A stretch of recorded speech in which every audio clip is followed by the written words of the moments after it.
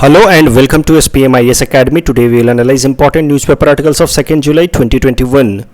Please note you can download the PDF version of today's newspaper analysis by clicking the link given in the comment section. You can also download May 2021 magazine from our website spmisacademy.com. You can also join our WhatsApp group through the link given in the description section for more study materials. This is the list of the topics that we will be covering from today's newspaper. And the first article is taken from editorial segment. It is about UNSC reforms. And this topic is important from our syllabus paper 3 international relations point of view. So UNSC को समझने से पहले, UNSC के reforms को समझने से पहले UNSC का स्ट्रक्चर समझ लेते हैं. तो आप सबको तो ये पता ही है कि UNSC is one of the 6 principal organs of United Nations. और यूएनएससी के अंदर टोटल 15 मेंबर कंट्रीज होते हैं. 5 are permanent and 10 are non permanent members elected for 2 year term. कोई भी फैसला यूएनएससी के अंदर वोटिंग के बेसिस पे होता है और 9 countries must support a resolution for that resolution to be accepted at UNSC platform. So voting के बेसिस पे होता है, लेकिन मेजॉरिटी के बेसिस पे फैसला नहीं होता है. फैसला होता है अगर 9 कंट्रीज सपोर्ट करे तभी जाकर के वो फैसला माना जाता है. लेकिन इसके अलावा ये 5 परमानेंट कंट्रीज हैं, they have veto power also. मतलब अगर उन्होंने रिजोल्यूशन के खिलाफ वोट कर दिया then that resolution will never be accepted. तो अगर 14 के 14 कंट्री कुछ कह रहे हैं कि रिजोल्यूशन को सपोर्ट कर रहे हैं, लेकिन अगर एक परमानेंट कंट्री ने भी उस रिजोल्यूशन को रिजेक्ट कर दिया then that resolution will not be accepted. ये जो 5 परमानेंट कंट्री हैं जिनको हम P5 भी कहते हैं वो हैं US, UK, France, Russia and China. तो ये है 5 परमानेंट कंट्री.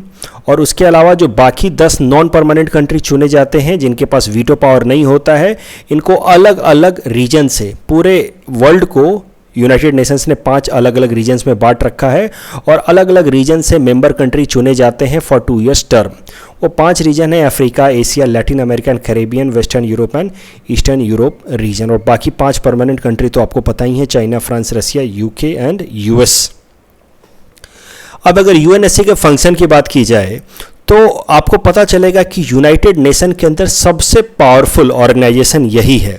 क्योंकि अगर कोई भी दुनिया भर में कन्फ्लिक्ट होता है तो उस कन्फ्लिक्ट को इन्वेस्टिगेट करने का और उस पर सॉल्यूशन फाइंड करने की responsibility United Nation Security Council की है. So if there is any international friction the UNSC will investigate and find a solution to it. Solution किसी भी तरीके का हो सकता है. जो अग्रेसर कंट्री है, मान लीजिए जो कंट्री या जो भी ऑर्गेनाइजेशन या इंस्टीट्यूशन अग्रेशन कर रहा है, अटैक कर रहा है किसी दूसरे पे और इंटरनेशनल पीस एंड स्टेबिलिटी को डिस्टर्ब कर रहा है, उस अग्रेसर कंट्री या ऑर्गेनाइजेशन के खिलाफ इकोनॉमिक सैंक्शंस लगाए जा सकते हैं या मिलिट्री एक्शंस भी लिए जा सकते हैं. इकोनॉमिक सैंक्शंस पहले लगाए जाते हैं, लेकिन फिर भी अगर अग्रेशन नहीं रुकता है then military action can also be taken against the aggressor. और यही कारण है कि UNSC is considered to be the most important principal organ of United Nations. क्यों, जरा समझिए. यूनाइटेड नेशन का मेन काम क्या है? To maintain international peace and security. The main objective of United Nation is to maintain international peace and security. भाई दुनिया भर में पीस बनी रहे, सेफ्टी सिक्योरिटी बनी रहे सब देशों की, कोई किसी के ऊपर अटैक ना करे. और ये रिस्पॉन्सिबिलिटी कौन पूरा करता है? यूनाइटेड नेशन का जो प्रिंसिपल ऑर्गन है यूनाइटेड नेशन सिक्योरिटी काउंसिल. तो जो सबसे इंपॉर्टेंट पर्पस है यूनाइटेड नेशन का, जो उनके आर्टिकल 1 में लिखा है the main objective that is to maintain peace and security, global peace and security, उसको फुलफिल करने की जिम्मेदारी है यूएनएससी के ऊपर. And that is why UNSC is the most important principal organ of United Nations. बाकी भी हैं, जनरल असेंबली हो, चाहे सेक्रेटेरिएट हो, चाहे ICJ हो, बाकी सब भी प्रिंसिपल ऑर्गन हैं, इकोसॉक हो, लेकिन UNSC is considered to be the most important and that is why this statement has been already asked in UPSC once कि UN is UNSC and UNSC is UN discuss. ये इसमें आपको यही बताना था कि यूनाइटेड नेशन का जो सबसे इंपॉर्टेंट ऑब्जेक्टिव है वो फुलफिल करता है UNSC. अब ये जो करंट आर्टिकल है यूएनएससी से ही रिलेटेड है. आपको पता है कि यूएनएससी के अंदर जो इतना इंपॉर्टेंट ऑर्गेनाइजेशन है उसमें बस 5 कंट्रीज को परमानेंट रिप्रेजेंटेशन मिला हुआ है. कहीं ना कहीं ये अनफेयर डिस्ट्रीब्यूशन है, कहीं ना कहीं ये जो सिस्टम है ये डेमोक्रेटिक नहीं है। तो इसको रिफॉर्म्स को लेकर के कई सारी बातें चलती रहती कि भाई अब इसको चेंज करने की ज़रूरत है। जो सबसे इंपॉर्टेंट ऑर्गेनाइजेशन है यूनाइटेड नेशंस का, वहाँ पे तो बाकी कंट्रीज़ के से है ही नहीं, ओनली 5 कंट्रीज हैव परमानेंट से। तो इसके रिफॉर्म्स को लेकर के बातें चलती रहती हैं और इसी से रिलेटेड ये आर्टिकल भी आया है, जहाँ पे आप देख सकते हैं that this article has been written by mister Emmanuel Lenain, he is France ambassador to India. और इमैनुअल लेनिन साहब कहते हैं कि हमें यूनाइटेड नेशन सिक्योरिटी काउंसिल में रिफॉर्म्स लाने की ज़रूरत है। तो आखिर ये आर्टिकल किस कॉन्टेक्स्ट में पब्लिश हुआ है वो भी समझते हैं। यहाँ से भी एक इंपॉर्टेंट इन्फॉर्मेशन हमें मिलेगा पीटी पॉइंट ऑफ व्यू से, ध्यान से सुनिएगा। यूनाइटेड नेशन सिक्योरिटी काउंसिल के अंदर हर वक्त 15 मेंबर कंट्रीज होते हैं, आप देख सकते हैं 15 मेंबर, 5 परमानेंट और 10 नॉन परमानेंट। ये 15 मेंबर कंट्रीज के बीच में यूनाइटेड नेशन सिक्योरिटी काउंसिल की चेयरमैनशिप रिवॉल्व करती है। मतलब अभी ये मेंबर चेयरमैन होगा तो फिर कभी दूसरा चेयरमैन होगा, फिर तीसरा चेयरमैन होगा, इस तरह से नॉन परमानेंट मेंबर भी चेयरमैन हो सकता है यूनाइटेड नेशन सिक्योरिटी काउंसिल के अंदर।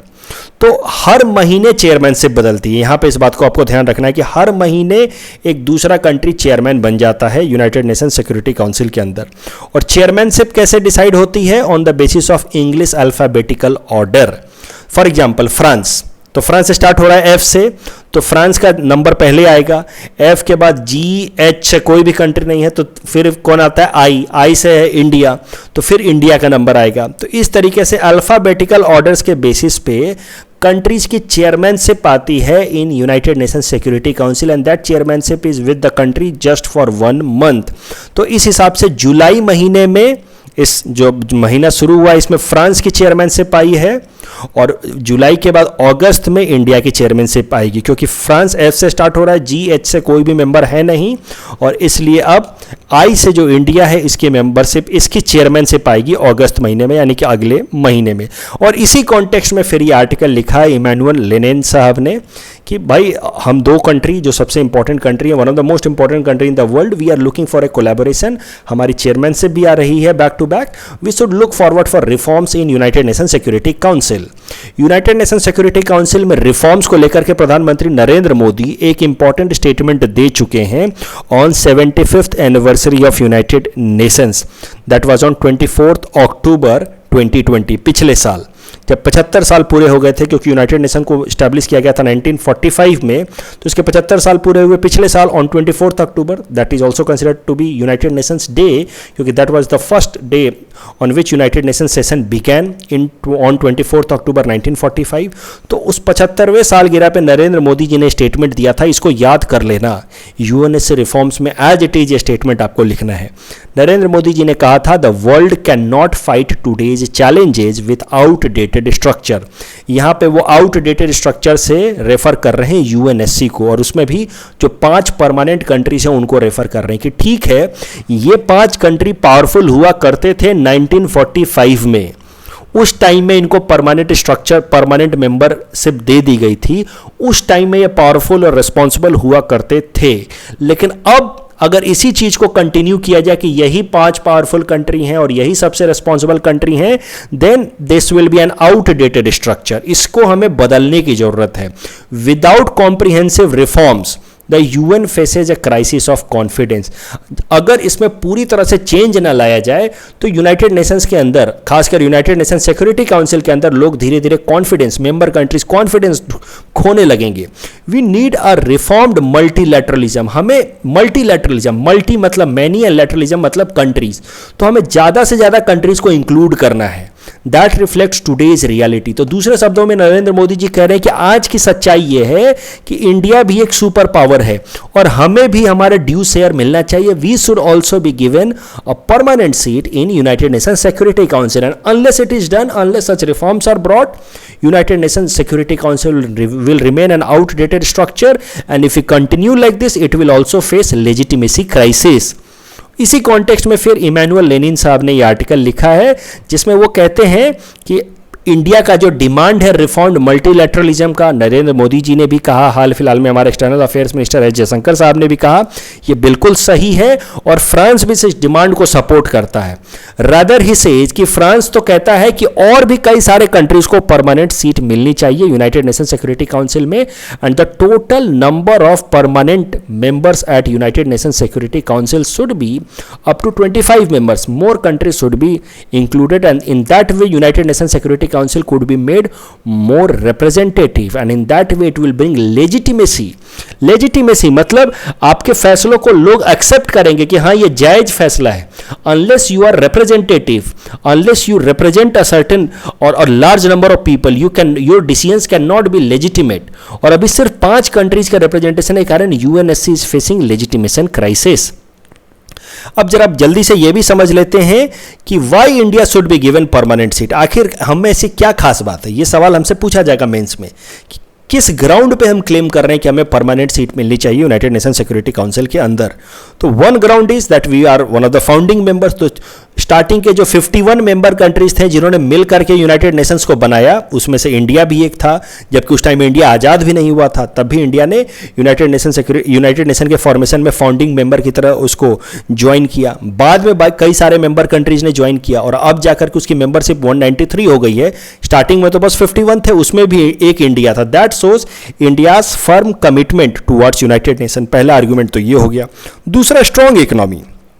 Now India has emerged as one of the strongest economies in the world. We are in fact now 5th largest economy और 3rd largest in terms of PPP. तो इतनी strong economy जो इतनी capable है वो deserve करती है कि दुनिया के हर एक इंपॉर्टेंट फॉरम्स में उसको रिप्रेजेंटेशन मिले।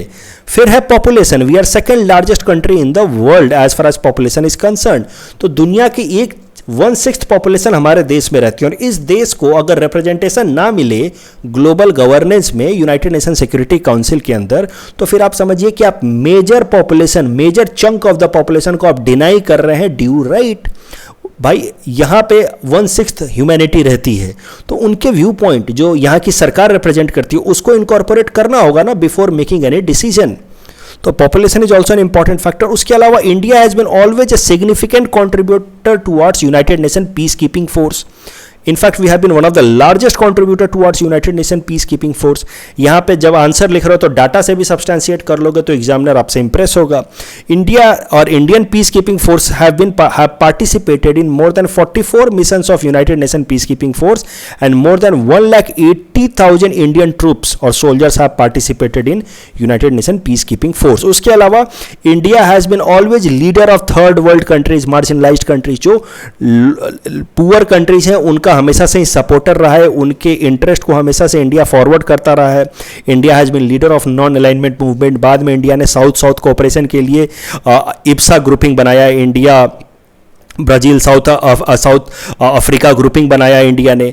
दोहा राउंड को, दोहा डिक्लेरेशन जो आपको पता होगा WTO के अंदर 2001 में लाया गया था, that is mainly focusing on the interest of developing countries and LDC। उस इंटरेस्ट को फर्मली रखता है इंडिया एट WTO के अंदर। आपको पता ही होगा कि India is the leader of developing countries and LDC। तो हर जगह हम मार्जिनलाइज्ड, गरीब, आप ऐसे समझो, गरीब दुखियारे देशों का हम लीडर हैं। तो हमें इस हिसाब से हमें रिप्रेजेंटेशन मिलना चाहिए यूनाइटेड सिक्योरिटी काउंसिल में। We are a responsible nuclear power. हम न्यूक्लियर पावर है, लेकिन साथ ही साथ हम काफ़ी रेस्पॉन्सिबल कंट्री भी, हम उसका मिसयूज नहीं होने देंगे। That is highlighted from our nuclear doctrine which says that there will be no first use. It also says that we will not use nuclear weapon against a non nuclear weapon state. तो ये तमाम चीज़ें बताती हैं कि India capable भी है, responsible भी है, अकाउंटेबल भी है। That is why India deserves a seat in United Nation Security Council as a permanent member. अब ये तो बात होगी कि हम डिजर्व करते हैं, लेकिन इसको पाने के लिए हम क्या कर रहे हैं वो भी जरा समझते हैं। What have been India's strategy. तो इंडिया ने एक ग्रुपिंग बनाई है ग्लोबल लेवल पे, उस ग्रुपिंग का नाम है G4। इस G4 के अंदर 4 कंट्री हैं, Brazil, India, Germany and Japan. Together these groups are pressurising the United Nation at different forums to bring reforms and include these 4 countries as a permanent member in United Nations Security Council. उसके अलावा G77 platform, G77 platform मैं पहले भी newspaper analysis में बता चुका हूं, जो LDC लीस्ट डेवलप कंट्रीज और डेवलपिंग कंट्रीज़ के कोलैबोरेशन के लिए बनाया गया था इन 1964। वो G77 प्लेटफॉर्म पे भी जो तमाम LDCs और डेवलपिंग कंट्रीज़ हैं उनको उनके तरफ से इंडिया सपोर्ट गार्नर करने की कोशिश कर रहा है, सपोर्ट पाने की कोशिश कर रहा है, सो दैट इंडिया का जो कैंडिडेचर है, इंडिया का जो क्लेम है यूएनएससी के ऊपर एज ए परमानेंट मेंबर, वो स्ट्रांग हो। तो G77 ये ग्रुप है LDCs का और न्यूली डेवलपिंग कंट्रीज का। इन G77 को बनाया गया था 1964 में during the first session of UNCTAD, और तब से G77 उस टाइम में 77 LDCs या डेवलपिंग कंट्रीज ने मिलकर के बनाया था, इसलिए इसका नाम था G77। बाद में और भी कंट्रीज ने ज्वाइन कर लिया। Now total there are 134 member countries, लेकिन आज भी स्टार्टिंग वाला ही नाम कंटिन्यू होता है because of its historic significance. और 134 होने के बावजूद भी इसके member we call it G77। और G77 has been created for south south cooperation, मतलब cooperation amongst the developing countries, marginalised countries. और G77 के ऊपर भी इंडिया, G77 कंट्रीज, ये सारे G77 कंट्रीज हैं, इनको मोबिलाइज करने की कोशिश कर रहा है India in favour of India's candidature at UNSC as permanent member. Benefit क्या होगा आखिर यूएनएससी की परमानेंट सीट लेकर के, क्या फायदा होगा? It will be first of all a power projection. If you want, in this particular case India, if India wants to be recognized as a superpower, it must get entry into different forums like UNSC permanent member या फिर NSG। जब तक आपकी membership कहीं भी restricted है, you can not claim yourself to be a super power. A super power is the one which is accepted everywhere. So कहीं ना कहीं सिंबॉलिक है, पावर प्रोजेक्शन है, it will give India image of global leadership. तो symbolic तो है ही है, साथ ही साथ इसका कुछ सब्सटेंशियल बेनिफिट भी है। सब्सटेंशियल बेनिफिट ऐसा है कि अगर हमें परमानेंट सीट मिल जाता है यूनाइटेड नेशन सिक्योरिटी काउंसिल में, तो कोई भी ऐसा रिजोल्यूशन जो इंडिया के सिक्योरिटी या स्ट्रेटेजिक इंटरेस्ट के अगेंस्ट होगा, इंडिया उसको ब्लॉक कर सकता है at United Nation Security Council. India को हमेशा से डर बना रहता है कि चाइना कभी कोई ऐसा रिजोल्यूशन ना लेकर के आ जाए कश्मीर मामले पे या ह्यूमन राइट्स इशू पे यूनाइटेड नेशन सिक्योरिटी काउंसिल के अंदर, जो इंडिया की सिक्योरिटी पे या स्ट्रेटजिक इंटरेस्ट पे खतरा हो। वो बात अलग है कि रसिया हमेशा से सपोर्ट करता रहा है, तो we have been depending on Russia, क्योंकि कोई भी इस तरह का रिजोल्यूशन अगर लाया जाता है जो इंडिया के इंटरेस्ट के खिलाफ है, तो रसिया उसको ब्लॉक कर देता है। लेकिन we can not permanently depend on Russia because in international relations no one is permanent friend, no one is permanent enemy. तो रसिया पे हम कब तक डिपेंड करेंगे? अगर हमें परमानेंट सीट मिल जाती है तो जो क्रिटिकल इश्यूज हैं जैसे कश्मीर का मुद्दा या नॉर्थ ईस्ट के अंदर इंसर्जेंसी का मुद्दा या ह्यूमन राइट्स मुद्दे, उस पर अगर कोई रिजोल्यूशन इंडिया के इंटरेस्ट के खिलाफ आता है तो हम उसको खुद से ही ब्लॉक कर सकते हैं if we get permanent seat. तो एक तो है पावर प्रोजेक्शन, दूसरा है सब्सटेंशियल ग्राउंड्स जिससे हमारा इंटरेस्ट डायरेक्टली इंटरलिंक्ड है। क्या चैलेंजेज हैं, what are the impediments for India? तो देखो G4 कंट्रीज हमने बनाया, Brazil, India, Germany and Japan. उसको काउंटर करने के लिए, किन कंट्रीज को मेंबरशिप ना मिले उसको काउंटर करने के लिए कंट्रीज ने ग्रुप बनाया है कॉफ़ी क्लब। कॉफ़ी क्लब में अलग अलग कंट्रीज हैं जैसे पाकिस्तान है, जैसे कि उसमें अर्जेंटीना है, साउथ कोरिया है, ये सब हैं। वो कॉफ़ी क्लब उन्होंने मिल करके बनाया है ताकि G4 के कैंडिडेचर को वो अपोज कर सके। तो पाकिस्तान क्लेम करता है कि इंडिया को मेंबरशिप नहीं मिलना चाहिए, साउथ कोरिया कहता है कि जापान को नहीं मिलना चाहिए, अर्जेंटीना कहता है ब्राज़ील को नहीं मिलना चाहिए। तो इस तरीके से सब नहीं चाहते कि उनका पड़ोसी डेवलप करे, और उन सारे लोगों ने मिल करके और एक आपस में ग्रुप बना लिया। तो G4 के खिलाफ ग्रुप बना लिया कॉफ़ी क्लब, और ये कॉफ़ी क्लब क्लेम करता रहता है, उल्टा प्रेशर देता रहता है कि नहीं, रिफॉर्म नहीं होना चाहिए, इन लोगों को तो मेंबरशिप नहीं मिलनी चाहिए। पाकिस्तान कहता है कि अगर इंडिया को मिलेगा तो हमें भी मिलना चाहिए, हम किस मामले में पीछे हैं, हम भी उतना ही रिस्पॉन्सिबल हैं। तो ये सब बातें होती रहती हैं। तो coffee club has played a role of spoiler for G4 countries. उसके अलावा जो P5 कंट्रीज हैं वो ही रेजिस्टेंस करते रहते हैं। देखो ये खाली ऊपर ऊपर से कहते हैं, फ्रांस कहेगा ऊपर ऊपर से, US कहेगा कि हाँ हम सपोर्ट कर रहे हैं। उनको पता है कि कोई ना कोई, चाइना खासकर तो रोक ही देगा इंडिया का एंट्री, कोई ना कोई अड़चन तो आ ही जाएगी। Otherwise they themselves don't want expansion, इसलिए पूरी तरह से इस तरह से वो इंटरेस्टेड होकर के कोई रेजोल्यूशन लाते ही नहीं हैं जिसमें इंडिया को या बाकी सारे कंट्रीज़ को मेंबरशिप उनकी एक्सटेंड हुआ जब permanent member. Overall United nation general assembly में भी काफ़ी ज़्यादा डिवीजन है। कम से कम 2/3 सपोर्ट चाहिए यूनाइटेड नेशन जनरल असेंबली में अगर कोई भी रिफॉर्म लाना होगा यूनाइटेड नेशन सिक्योरिटी काउंसिल के अंदर तो, लेकिन वो 2/3 सपोर्ट भी नहीं मिल पाता जनरल असेंबली के अंदर। वहीं पे कई सारा डिस्प्यूट है, इंडिया कुछ बोलता है तो पाकिस्तान अपोज करता है, पाकिस्तान के भी फॉलोअर्स हैं, ब्राज़ील कुछ बोलता है तो अर्जेंटीना अपोज कर देता है क्योंकि उसके भी फॉलोअर्स हैं, जापान बोलता है तो साउथ कोरिया अपोज कर देता है, अब अभी जर्मनी बोलता है तो इटली अपोज कर देता है। तो इस तरीके से सब एक दूसरे को काटने में लगे और यूनाइटेड नेशन जनरल असेंबली के अंदर भी 2/3 मेजॉरिटी ला पाना लगभग इम्पॉसिबल हो जाता है। तो ये तो बात हो गई रिफॉर्म्स डिमांडेड बाय इंडिया, उसके लिए इंडिया ने G4 और G77 बनाया है। साथ ही साथ इससे रिलेटेड एक और इन्फॉर्मेशन है जो पीटी में पूछा जा सकता है, इसलिए जल्दी से इसको सुन लो। इंडिया के अलावा बाकी सारे ऐसे ग्रुप्स हैं जो अपना डिमांड रख रहे हैं यूनाइटेड नेशंस में रिफॉर्म्स के लेकर के, यूनाइटेड नेशन सिक्योरिटी काउंसिल के अंदर रिफॉर्म को लेकर के। तो अफ्रीकन यूनियन ने भी, अफ्रीका के जो 54 कंट्रीज हैं उन्होंने भी मिल करके एक ज्वाइंट रिजोल्यूशन रखा है यूनाइटेड नेशन सिक्योरिटी काउंसिल में रिफॉर्म लाने के लिए। उस ज्वाइंट रिजोल्यूशन का नाम है इजुल विनी कंसेंसस एंड सिरिटे डिक्लेरेशन। ये दो अलग अलग डिसीजंस थे लेकिन दोनों में रिकमेंडेशन एक ही है। तो पीटी में सीधा सीधा सवाल पूछ लिया जाएगा, इलजुमिनी कंसेंसस या Sirte declaration is related to which of the following, answer will be UNSC reform. इस दोनों ही इलजुमिनी कंसेंसस या सिरिटे डिक्लेरेशन जो अफ्रीकन यूनियन ने लेकर के आया था 2005 में, इसमें यह कहा गया है कि अफ्रीका, जो टोटल अफ्रीका है 54 कंट्रीज, उसमें से 5 कंट्रीज को रिप्रेजेंटेशन मिलना चाहिए कम से कम यूनाइटेड नेशन सिक्योरिटी काउंसिल के अंदर एज ए परमानेंट मेंबर। हर रीजन से, जैसे साउथ अफ्रीकन रीजन से, ईस्ट अफ्रीकन रीजन से, वेस्ट अफ्रीकन रीजन से, नॉर्थ अफ्रीकन रीजन से और सेंट्रल अफ्रीकन रीजन से, हर 5 रीजन से कम एक एक कंट्री को तो परमानेंट रिप्रेजेंटेशन मिलना ही चाहिए यूनाइटेड नेशन सिक्योरिटी काउंसिल के अंदर। तो ये तमाम डिस्कशन हो गया regarding UNSC reforms. UNSC reforms इस साल के लिए सबसे हॉट टॉपिक है because of Narendra Modi speech at UN on it's 75th anniversary. तो आप मान के चलो किस तरह का सवाल आपसे पूछा जा सकता है। ऑलरेडी ये सवाल यूपीएससी 2015 में आया था, एपीएससी में आने के इसके बहुत सारे चांसेस हैं। तो मेंस प्रैक्टिस क्वेश्चन यहाँ हमने आपको दे रखा है, प्लीज़ अटेम्प्ट दिस क्वेश्चन। जो भी आइडियाज़ हमने डिस्कस किए उसके बेसिस पे आप इसको आराम से आंसर कर सकते हैं। यहाँ पे एक हमने पीटी प्रैक्टिस क्वेश्चन भी दे रखा है, you can attempt this question and you can submit the answer in the comment section. The next article is taken from international segment. It is about Indian Ocean Naval Symposium and this topic is important from our syllabus paper 3 international relations point of view. क्या है Indian Ocean naval symposium? तो ये एक तरह का voluntary initiative है। Voluntary initiative मतलब जो चाहे वो उसमें पार्टिसिपेट कर सकता है, ना चाहे तो ना भी कर सकता है। Voluntary initiative for maritime cooperation. Maritime cooperation मतलब ओशन के अंदर जो अलग अलग नेवीज़ हैं, इंडियन ओशन के अंदर जो अलग अलग देशों की नेवी हैं, उनके बीच में कोऑपरेशन के लिए ये फोरम बनाया गया है इंडियन ओशन नेवल सिंपोजियम। तो जैसे देखिए, ये आप देख सकते हैं कि ये 24 कंट्री जो इंडियन ओशन के अंदर उनका कोस्ट है, इनको कहते हैं लिटोरल स्टेट्स। उसमें ऑफ कोर्स सोमालिया को नहीं रखा गया क्योंकि Somalia is a disturbed trouble state. तो 24 ऐसे कंट्री हैं जो इंडियन ओशन के अंदर जिनका अपना अपना कोस्ट है, उन्होंने मिल करके एक कॉमन प्लेटफॉर्म बनाया, कॉमन फोरम बनाया है जिसका नाम है इंडियन ओशन नेवल सिंपोजियम।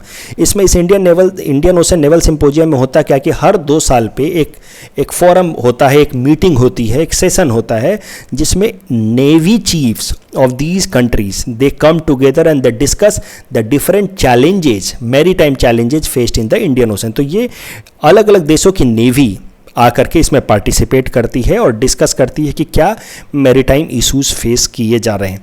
जो मेंबर कंट्रीज हैं वो ज़्यादातर लिटोरल स्टेट्स हैं। इसमें ध्यान देने वाली बात यह है कि इसमें यूके भी है, यूनाइटेड किंगडम, और फ्रांस भी है। ध्यान से देखिए, फ्रांस भी है।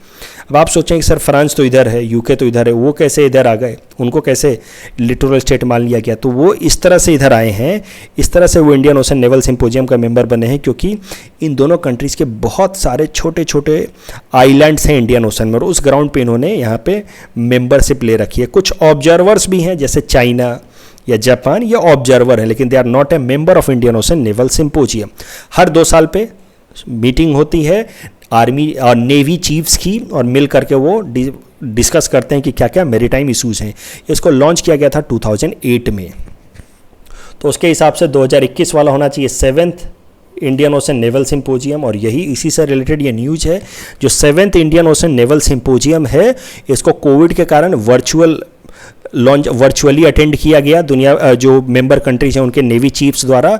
और जो 7th Indian Ocean naval symposium था इसको होस्ट किया है फ्रेंच नेवी ने। और ये 3 दिनों का सेशन था, 28 तारीख से चला, 28 जून से, और 1 जुलाई को ख़त्म हो गया। इंडिया की तरफ से हमारे navy chief admiral Karambir Singh ने पार्टिसिपेट किया in this Indian Ocean naval symposium. इस टॉपिक के बेसिस पे हमने आपको ये 2 प्रैक्टिस क्वेश्चन दे रखे हैं। You can attempt this question and you can submit the answer in the comment section.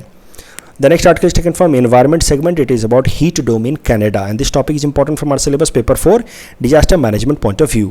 ये काफ़ी इंपॉर्टेंट टॉपिक है, मुझे लगता है इससे रिलेटेड मेंस में सवाल आएगा यूपीएससी में। तो सबसे पहले न्यूज़ समझते हैं। देखिए एकाएक से कनाडा के अंदर टेम्परेचर बहुत ज़्यादा बढ़ गया कुछ सर्टेन एरियाज में, और टेम्परेचर लगभग 46 डिग्री सेल्सियस तक चला गया, जो इन जनरल वहाँ पे होता नहीं है। और इस कारण से सडनली कई सारे लोगों की डेथ हो गई। अभी तक 134 लोगों की डेथ हो चुकी है। So this was a kind of heat wave that was faced in certain pockets of Canada that led to death of many people. Heat wave क्या होता है? It is a period of abnormally high temperature in a particular area. तो normally जितना temperature होता है ना किसी area में, एकाएक से वहाँ पर टेम्परेचर बहुत ज़्यादा बढ़ जाए तो उसको कहते हैं heat wave. It can lead to many harmful effects like heat stroke, dehydration, heat cramps and in some cases death as well. So heat waves are also known as a kind of disaster. तो disaster management वाले chapter से ये सवाल heat wave में आ सकता है. India के अंदर अक्सर हीट वेव्स आते हैं मॉनसून से पहले कई सारे एरियाज में, मार्च से लेकर के जून तक में आपको पता होगा हीट वेव्स चलते हैं. लेकिन इंडिया में तो नॉर्मल है, मॉनसून से पहले आता है. कनाडा में ये नॉर्मल नहीं है, नॉर्मली ये आता नहीं है कनाडा में. लेकिन क्यों आया है हीट वेव कनाडा में, क्यों इतने सारे लोगों की एकाएक से डेथ हो गई कनाडा में, उसको जरा समझेंगे. तो let us understand why this heat wave in Canada. देखो कनाडा के अंदर हुआ क्या कि एकाएक से वहां पे इस तरह का हीट डोम बन गया. डोम, हीट डोम, एक इस तरह का प्रेशर कुकर जैसा सिचुएशन बन गया जिसमें गर्म हवाएं फंस के रह गई. इट्स लाइक अ बलून या फिर प्रेशर कुकर. इस तरह का गर्म हवा का प्रेशर कुकर जैसा माहौल बन गया एक पर्टिकुलर एरिया में जहां पे गर्म हवाएं बिल्कुल फंस के रह गई और इस कारण से यहां पे एकाएक से टेम्परेचर बढ़ गया. So it's a pressure cooker like situation, जिसको इस हीट वेव को जो कनाडा के अंदर आया है इसको नाम दिया जा रहा है heat dome, because it was like a balloon in a particular area, very high temperature balloon. तो ये हीट डोम बन गया कनाडा के अंदर, that led to heat wave. तो समझना होगा कि ये हीट डोम बना क्यों, व्हाई दिस हीट डोम, आखिर ऐसा बलून जैसा सिचुएशन क्यों बन गया, एक पर्टिकुलर जगह का हवा इतना गर्म कैसे हो गया कि लोगों की डेथ होने लगी. तो इसको समझने के लिए हमें समझना होगा कि नॉर्मली किसी भी एरिया में जब टेम्परेचर बढ़ता है तो क्या होता है. ये तो आप जानते होंगे, जैसे आपने भी फील किया होगा ना कि मॉनसून से पहले जैसे अभी का टाइम है, किसी दिन बहुत ज़्यादा गर्मी लग रही है, दोपहर का टाइम है या सुबह का टाइम है या 3-4 बजे का आफ्टरनून का टाइम है, बहुत ज़्यादा गर्मी लग रही है तो थोड़ी देर बाद क्या होता है, बारिश होती है, तेज़ हवाएं चलती हैं, बारिश होती है. क्यों होता है ऐसा? क्योंकि मान लो कि ये एरिया में बहुत ज़्यादा हीटिंग हुई, तो बहुत ज़्यादा हीटिंग होने के कारण यहाँ का जो एयर है ना वो एक्सपैंड हो जाता है, और एक्सपैंड हो जाता है तो उसकी डेंसिटी कम हो जाती है. डेंसिटी कम हो जाती है तो आसपास के एयर की तुलना में वो हल्का हो जाता है, तो वो एयर फिर डेंसिटी कम होने के कारण ऊपर उठने लगता है, और ऊपर उठती हवाओं को हम क्या कहते हैं, कन्वेक्शनल विंड. ये तो आपने पढ़ रखा होगा अपने बेसिक ज्योग्राफी में.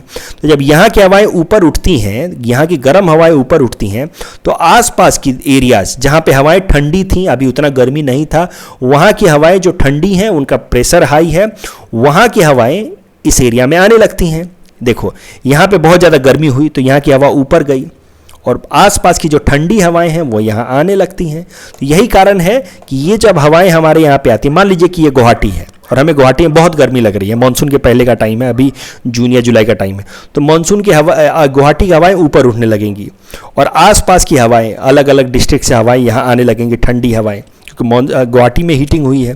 तो ठंडी हवाएं आकर के यहाँ पर टेम्परेचर कम कर देंगे. और उसके अलावा ये जो कन्वेक्शनल विंड ऊपर जाती है तो वो ऊपर जाकर के बादल में कन्वर्ट हो जाता है और रेनफॉल भी करता है.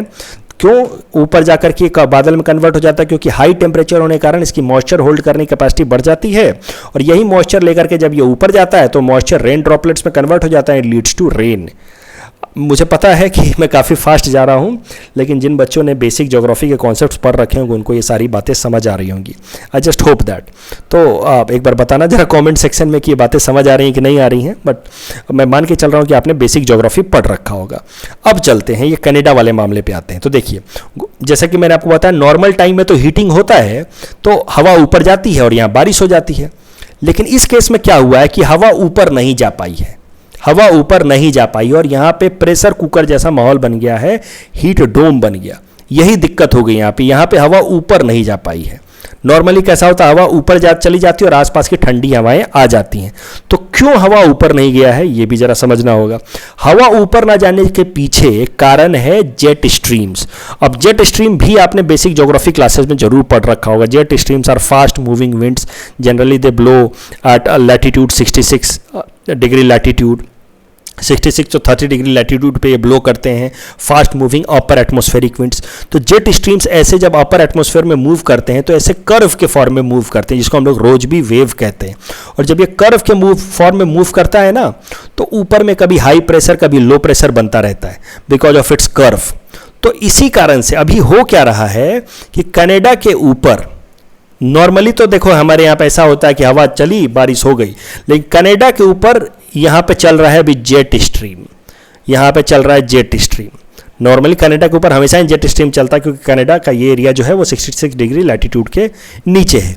तो यहाँ पे चल रहा है जेट स्ट्रीम और जेट स्ट्रीम के रोजवी वेव के कारण यहाँ पे बन गया हाई प्रेशर, और हाई प्रेशर बनने के कारण यहाँ पे जो नीचे से हवाएं आ रही हैं उसको ये ऊपर वाला high pressure because of jet stream धक्का दे रहा है नीचे की तरफ।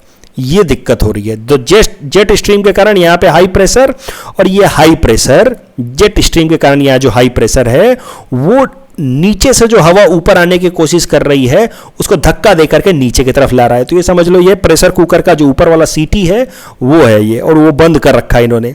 तो ये जेट स्ट्रीम के कारण हो रखा है यहाँ पे हाई प्रेशर, इस कारण से नीचे की हवाएं ऊपर नहीं आ पा रही। जब ऊपर नहीं आ पा रही तो बारिश नहीं हो रही और आसपास की ठंडी हवाएं नहीं आ पा रही हैं, and that is leading to a kind of dome situation causing intense heating. अभी होगा क्या कि देखो, अभी इस वीडियो से और आपको समझ आएगा। ऊपर जेट स्ट्रीम चल रहा है, ऊपर जेट स्ट्रीम चलने के कारण यहाँ पे हाई प्रेशर तो नीचे हॉट कंडीशन। अब ये जेट स्ट्रीम जैसे जैसे आगे बढ़ता जाएगा ना, अब तुम देखना ये हॉट एरिया भी आगे बढ़ता जाएगा। ये जेट स्ट्रीम आगे बढ़ेगा, हाई प्रेशर आगे बढ़ेगा, हॉट एरिया भी आगे बढ़ता जाएगा। तो जहाँ पे जैसे यहाँ पे देखो अभी कनाडा के इस वाले पार्ट में हॉट है, वेरी हॉट टेम्परेचर, क्योंकि यहाँ का ऊपर वाला जेट स्ट्रीम इस तरह से कर्व है और हाई प्रेशर बना रखा है। अब ये हाई प्रेशर आगे जाएगा, ये हॉट एरिया भी आगे जाता जाएगा और धीरे धीरे ये हॉट एरिया पार हो जाएगा। लेकिन जहाँ जहाँ पे ये हॉट एरिया जाएगा वहाँ पे ये डोम जैसा सिचुएशन बन जाएगा ये वाला, और वहाँ पे इंटेंस हीटिंग होगी और लोगों की डेथ भी हो सकती है। So that is the entire mechanism related to jet stream heat dome that happened in Canada causing a lot of heat waves and deaths। तो आपसे पूछा जा सकता है, मेंस में आएगा कि हीट डोम जो कनाडा में आया था उसका क्या रिलेशन है जेट स्ट्रीम के साथ, वो समझाओ। आपको सारे डायग्राम्स वगैरह बना के बताने होंगे। The next topic is taken from economy segment. It is about real estate investment trust and infrastructure investment trust. This topic is important from our syllabus paper for Indian economy point of view. तो क्या होते हैं infrastructure investment trust? देखिए, ये mutual fund की तरह होते हैं। म्यूचुअल फंड में आप क्या करते हैं, थोड़ा थोड़ा पैसा हर आदमी डाल सकता है। म्यूचुअल फंड वाली एक कंपनी होती है, उसमें आप पैसा डालते हैं और वो कंपनी फिर तमाम लोगों का पैसा लेकर के क्या करती है, शेयर मार्केट में लगाती है, बॉन्ड मार्केट में लगाती है, और उससे जो कमाई होती है उसका एक हिस्सा वो कंपनी अपने पास रख ली, तो बाकी सब आपको प्रॉफिट के फॉर्म में दे देती है, डिविडेंड के फॉर्म में दे देती है। तो यहाँ पे भी ऐसा ही हो रहा है, ये म्यूचुअल फंड जैसा ही काम कर रहा है। अलग अलग इंफ्रास्ट्रक्चर इन्वेस्टमेंट ट्रस्ट हैं, जैसे यहाँ पे आप देखिए PG infrastructure investment trust, power grid infrastructure investment trust. तो ये power grid infrastructure investment trust क्या करेगा कि आप इसमें पैसा डाल सकते हैं, अलग अलग लोग अपना पैसा डाल सकते हैं। जैसे हम म्यूचुअल फंड में डालते हैं, हम इस इंफ्रास्ट्रक्चर ट्रस्ट में पैसा डाल सकते हैं। ये इंफ्रास्ट्रक्चर ट्रस्ट वाला कंपनी पैसा लेकर के इंफ्रास्ट्रक्चर में लगाएगा, जैसे ये रेलवे, ये पावर लाइन बिछाएगा या रोड बनाएगा, रेलवे बनाएगा, क्योंकि नाम ही है इसका इंफ्रास्ट्रक्चर इन्वेस्टमेंट ट्रस्ट। तो ये पैसा लेकर के इंफ्रास्ट्रक्चर में पैसा लगाएगा, और उस इंफ्रास्ट्रक्चर में पैसा लगाने से जो कमाई होगी उस कमाई का एक हिस्सा इन्वेस्टर्स को दिया जाएगा as dividend.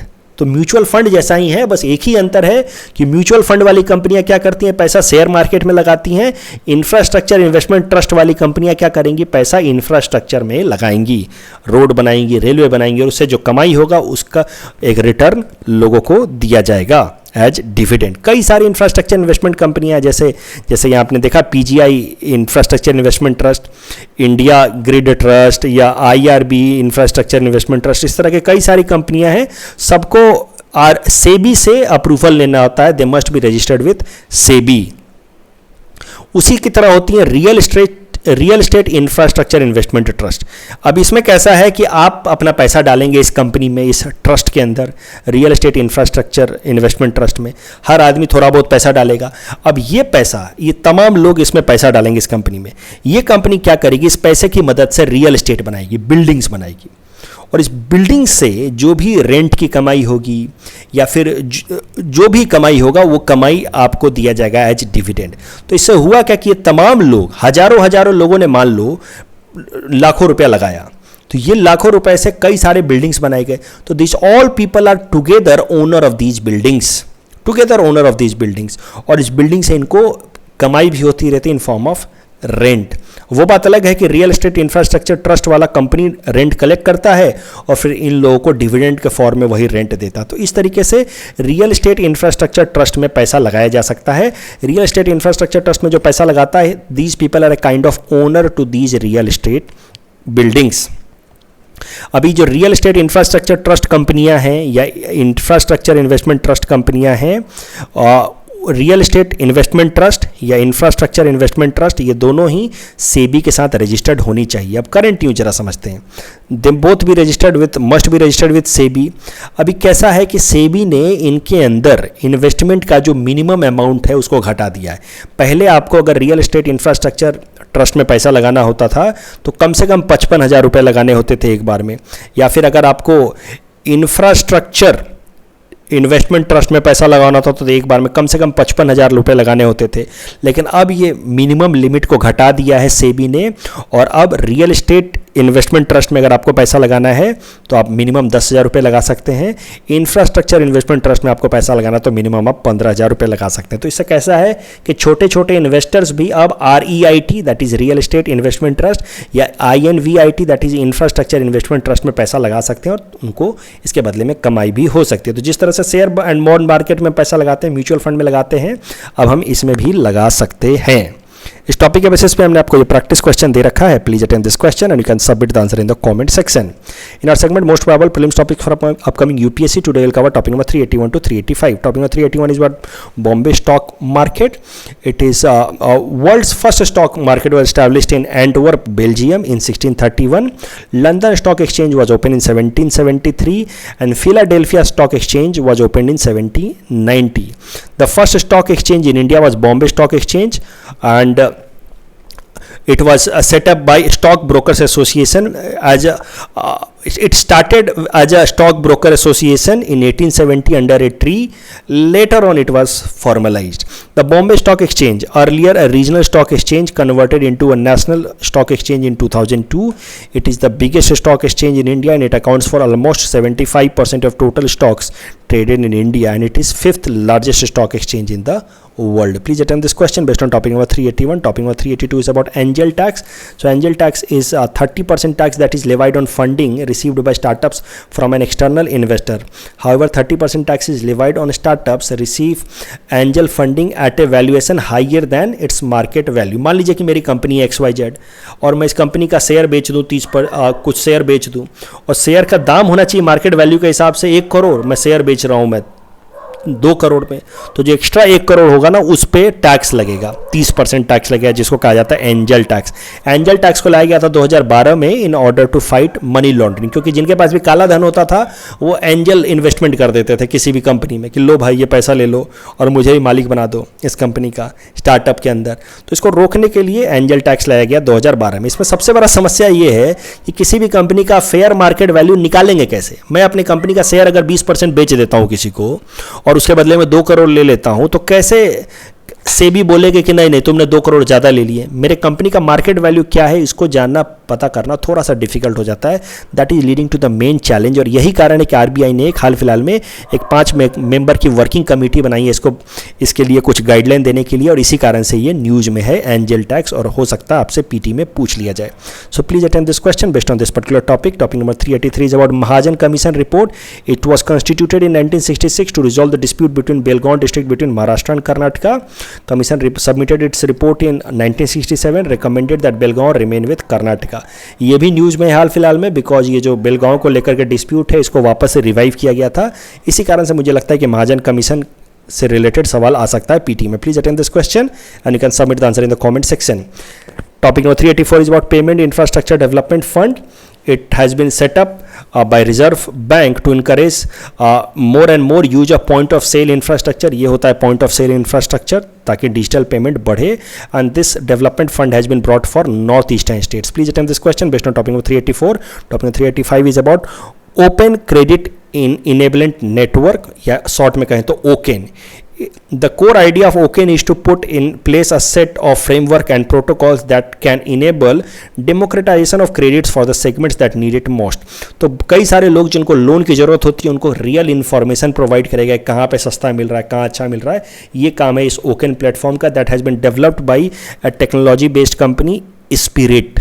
Please attend this question based on topic number 385. This is the answer of question number 376 to 380 that we had given in yesterday's newspaper analysis. Today's question can be attempted by students and you can submit the answer in the comment section. We will be sharing answer of these questions in tomorrow's newspaper analysis.